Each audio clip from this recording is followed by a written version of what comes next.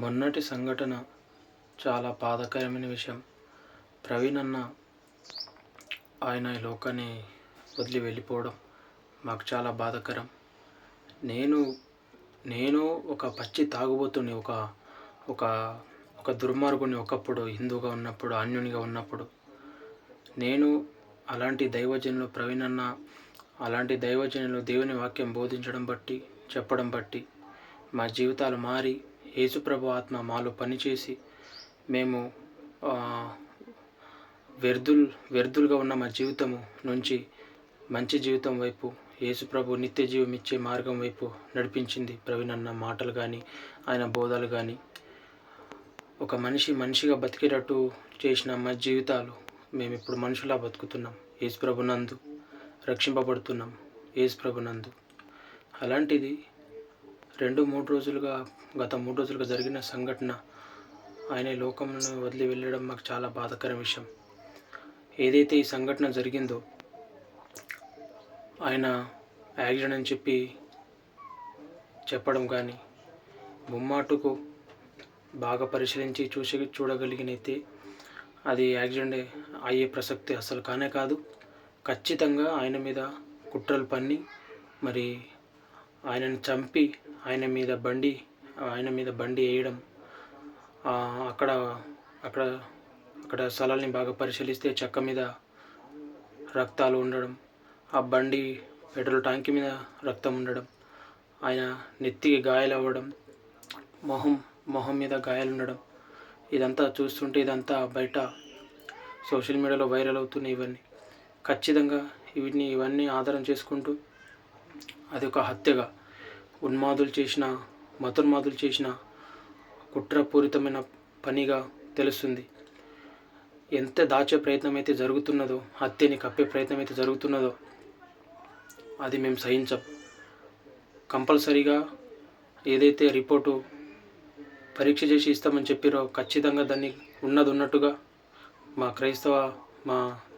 మా ప్రజలకి ఖచ్చితంగా ఉన్న రిపోర్టు మాకు ఖచ్చితంగా ఏదైతే జరిగిందో హత్య, దాని విషయమై జరిగిన రిపోర్ట్ ఉన్నట్టుగా మాకు కావాలి. చిన్న సంఘటన ఎక్కడ జరిగినా కూడా, ఎక్కడ భారతదేశంలో ఏది జరిగినా కూడా మీడియాలు కానీ, ప్రచారాలు కానీ, దుమ్ము జరుగుతూ ఉంటాయి ప్రచారాలు కానీ.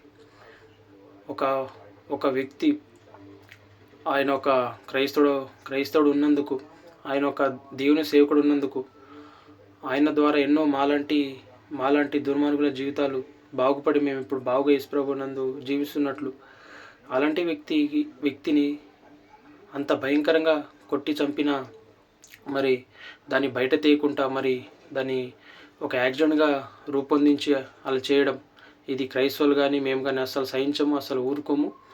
కంపల్సరీ ఒక ప్రవీణ్ పోతే, ఒక ప్రవీణ్ వెళ్ళాడు. ఆ వెళ్తూ ఆయన 100 మందిని, 1000 మందిని పగడాల ప్రవీణ్గా తయారు చేశాడు. అందులో నేను ఒకడిని. ఖచ్చితంగా ఆయనలాగా మా జీవితం కూడా కంపల్సరీ ఉంటుంది. ఆయన మాదిరిగా మా జీవితాలు కంపల్సరీ ఉంటాయి.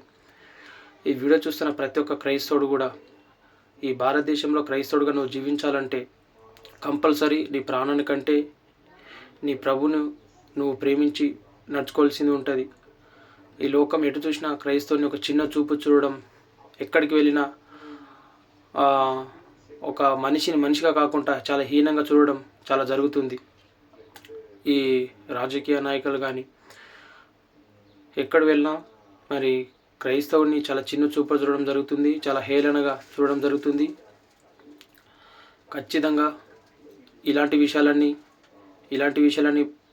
క్రైస్తవులు గ్రహించి ప్రతి ఒక్కరు దీని మీద స్పందించాలి. ఏదైతే మన ప్రవీణ్ అన్నకు అన్యాయం జరిగి మరి ఆయనని అలా భయంకరంగా కొట్టి చంపడం ఏదైతే జరిగిందో ఆ నిజాలు బయటపడాలి.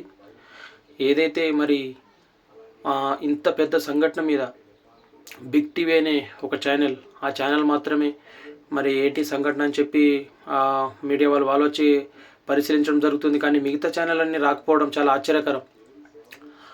కొనబడ్డాయా, అమ్మబడ్డాయా? మిగతా ఛానల్ అన్నీ రాకపోవడం, మూగబోయాయా, నోర్లు మూగబోయాయా? ఎటుపోయిన ఛానల్ అన్నీ? బయట ఏదైనా సంఘటన చిన్న జరిగితేనే కానీ మొత్తం అల్ల కల్లోలం చేసి దాని మీద సోషల్ మీడియా మొత్తం దుమ్ము రేపుతారు.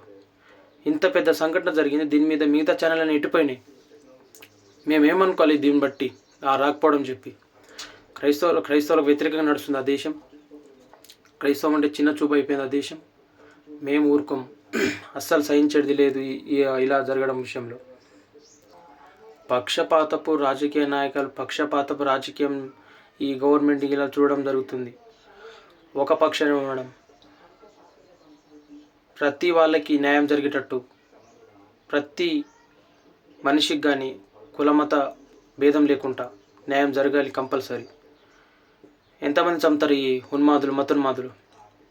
ఇప్పుడు ఆయన చంపారు, నేను కూడా తయారైన ఆయన లెక్క, నేను కూడా మరొక ప్రవీణి, నన్ను కూడా చంపుతారా? చంపండి, ఎంతమంది చంపుతారో మీరు ఎంతమంది చంపినా అంతమంది క్రైస్తవులు వెళ్తూనే ఉంటారు, లేస్తూనే ఉంటారు. ఫేస్బుక్లో ఒక పిశాచి తిరుగుతుంది, ఆయన చనిపోయిన తర్వాత ఒక పిశాచి హేళన చేసుకుంటూ నవ్వుతూ పల్లి గిలుచుకుంటూ మాట్లాడుతుంది. ఆయన చనిపోయినా కూడా కొంతమంది మతోన్మాదులు ఘోరంగా ఇంకా ఇంకా ఇంకా ఇంకా ఆయన మీద ఇంకా బుడద చల్లడం, విషపు కక్కడం, ఇలా జరుగుతుంది. ఒక పిల్లకాయ పంతులో ఊరూరు తిరుక్కుంటా, సన్యాసి తిరుక్కుంటా ఇంకా బైబిల్ మీద, మరియమ్మ మీద, క్రైస్తవుల మీద దుమ్మెత్తి పోస్తున్నాడు. అలాంటి వ్యక్తికి ఎలాంటి శిక్ష తీసుకోకుండా క్రైస్తవులు అతను ఇలా చేస్తాడని చెప్పం కూడా అతని మీద ఏం చర్యలు తీసుకోకుండా మౌనం వహించడం, ఇది ఎంతవరకు క్రైస్తవులకు న్యాయం జరుగుతుంది ఈ దేశంలో? మేము ఖచ్చితంగా అడుగుతున్నాం, మాకు తగిన న్యాయం జరగాలి, ఖచ్చితంగా తగిన న్యాయం జరగాలి. అన్నకు జరిగిన సంఘటన, ప్రవీణకు జరిగిన సంఘటన, ఆ కుటుంబం ఎంత బాధ, ఆవేదన మాకు కానీ ఆయన వెంబడిస్తున్న ప్రతి ఒక్కరికి కానీ ఎంత బాధాకరమైన విషయం. ఆయన 45 ఉన్న వయసులోనే అలా జరగడం. ఎవరైతే మతోన్మాదులు ఆయన మీద కక్ష పట్టే ప్లాన్ తోటి చంపడం జరిగిందో అది ఖచ్చితంగా బయట రావాలని చెప్పి మేము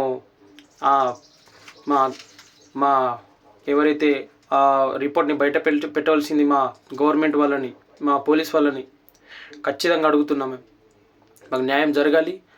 ఎవరైతే చేసినా ఉన్నారో వాళ్ళకు ఖచ్చితంగా శిక్ష వాళ్ళకు పడాలి. ఖచ్చితంగా చట్టబద్ధమైన చర్యలు తీసుకోవాలని చెప్పి ఈ వీడియో ద్వారా తెలియజేస్తూ నా మాటలు ముగిస్తున్నాను.